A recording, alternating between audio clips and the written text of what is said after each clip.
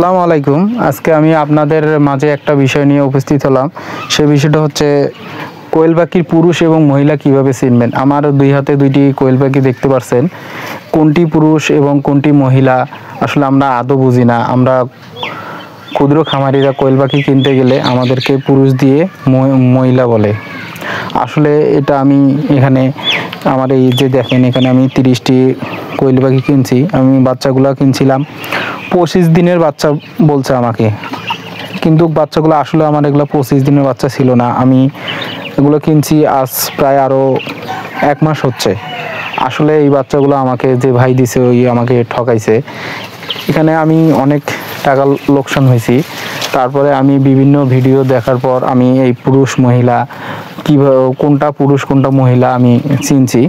এই যে এদিকে আনেন, একটু কাছে নিয়ে আসেন। পুরুষ চিনবেন, এই যে বুকের এখানে দেখবেন বাদামি রঙের থাকবে, এই যে বুকের এটা বাদামি রঙের থাকবে, এবং মহিলার এই যে এই বুকটা থাকবে বাদামির উপরে কালো থাকবে।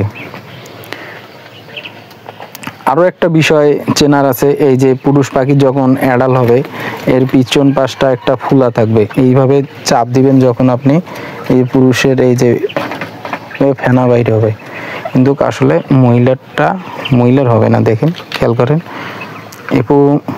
পাখিগুলো আমার কিন্তু ডিমে আসার উপযুক্ত একটা সময় আছে। এই দেখেন, আমি চাপ দিচ্ছি, এই দেখছেন এখানে কোনো আর ফেনা বাইর হচ্ছে না।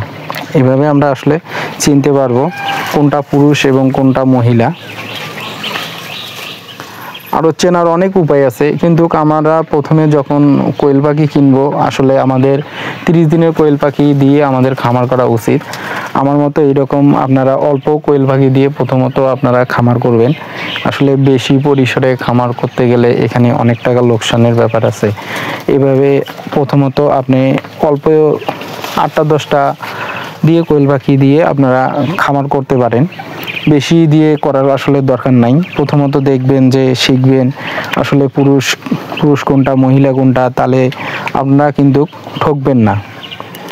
আসলে না যদি বোঝেন তাহলে এখানে কিন্তু আসলে অনেক টাকা ওনারা আমাদেরকে এখানে ঠকাবে। এখানে এভাবে আমরা বুঝতে পারি কিন্তু পুরুষ কোনটা মহিলা কোনটা। আজকের মতো এখানেই বিদায় নিচ্ছি। আসসালামু আলাইকুম ওয়া রাহমাতুল্লাহ।